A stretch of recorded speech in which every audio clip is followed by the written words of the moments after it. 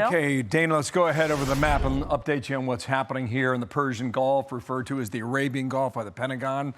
Just last hour earlier today, this is the U.S. blockade line. The thing to think about this current conflict is the blockade is working. It is strangling the economy in Iran. That is a fact. And we can see it every day. So what happened yesterday, what happened in the last 36 hours, we're going to show you in the next 2 minutes, right? You got the IRGC Navy conducting 3 attacks on commercial vessels. That got the attention of the world. You've got other strikes here. A projectile from Iran struck a residential building in northern Oman. That's right here on the tip of this peninsula here.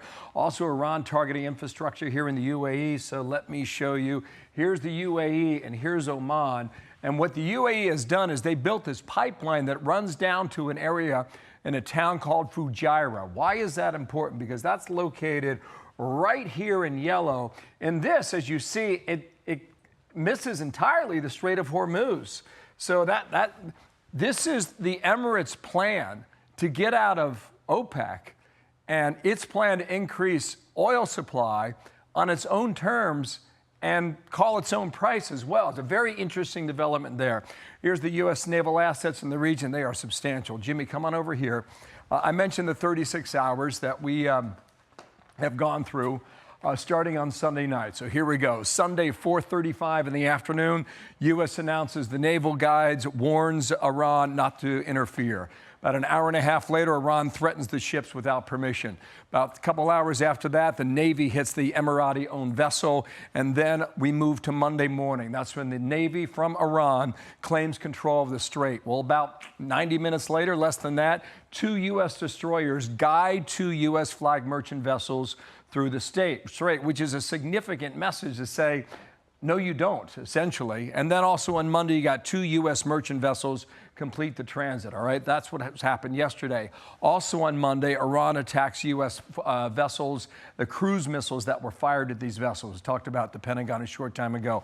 One more thing here on Monday, 2 more things. Iran strikes the UAE that I showed you there over the map, and then the Iranian drones hits the port Fujairah in the United Arab Emirates. That was in a 36-hour span.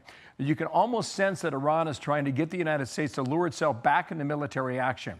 But so far, from the White House and also the Pentagon in that briefing, they have held their fire. Let's swing on back over here and we'll go get some analysis, should we say. Ms. Perino, on what we've been watching so far and where you think we are. Well, I think it's admirable, the restraint that the United States has shown.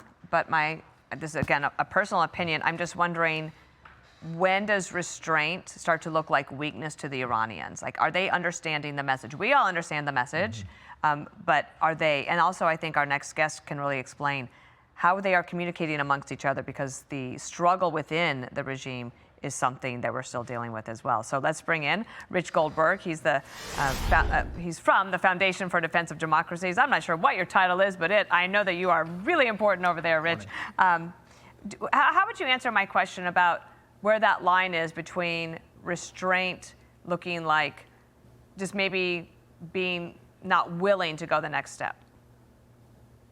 Yeah, I think it's a big concern, a big question for the president. Listen, oil prices are falling right now because the market has seen our ability to open the strait. And even if it's a trickle, even if it's 2 per day, we have been able to transit with the U.S. Navy. We have been able to guide merchant vessels out.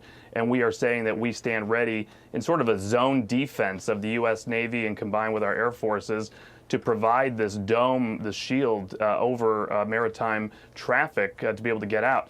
That is a message that we're going to be able to hold the blockade and now move into blockade plus, which is Project Freedom. That's a very big sign for the oil market. The president, I think, is in this in-between where he knows that he can't allow the Iranians to keep firing indiscriminately and actually get hits and have something that then shoots oil prices back up. At the same time, he doesn't want to end up in escalation that actually starts pushing oil prices back up because you start getting in a tit-for-tat on energy infrastructure.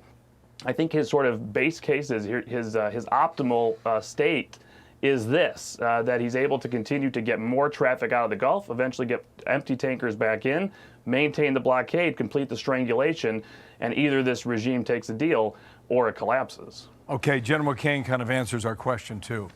Here's what he said 90 minutes ago at the Pentagon. Since the ceasefire was announced, Iran has fired at commercial vessels 9 times and seized 2 container ships.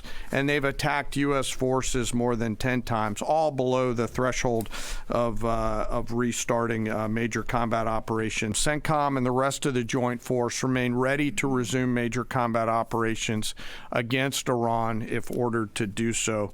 No adversary should mistake our current restraint with a lack of resolve. He says a lot there, Rich. You know, that line in the middle about below the threshold of restarting major combat operations. I find that significant. I agree with you. I mean, I think he said right before that this is above his pay grade. It's really a political decision for the president. Listen, they're looking at the intel, right? We talked a little bit earlier, you were having this discussion about the fracture in the regime. President Pezeshkian, who's sort of the political person who's managing the government, sees the money running out, doesn't know how he's going to make payroll, is gasoline about to, come to a shortage, all of these things that he's dealing with, banks teetering on the verge of collapse. And then Ahmad Vahidi, who's heading this committee running the country based from the IRGC, who wants to keep the war going. And so, the president is seeing this food fight going on. Maybe he likes that. Maybe he thinks going back to major military operations coalesces that committee instead of fracturing the committee. So I think there is this yin and yang here. Now, what would you do at a lowest level of escalation? I would say Larak Island, which is this little tiny island, if you go back to the map that sticks out right there next to the Strait of Hormuz, is where the IRGC has run their quote-unquote toll booth out of. It's where they have a coordination cell. I mean, just take them out at that point. I mean, if they're firing, that's your moment to respond with self-defensive fire on key IRGC bases and command and control. I'd start with Larak Island to see if you're able to send a message. And you can see it there on the map. It's a good point, and we appreciate you coming on the show and keeping us informed. Thank you so much. Good stuff. Thank you, Rich. You bet. Be sure to like and subscribe for all the Fox News latest on YouTube and catch full shows streaming now on Fox One.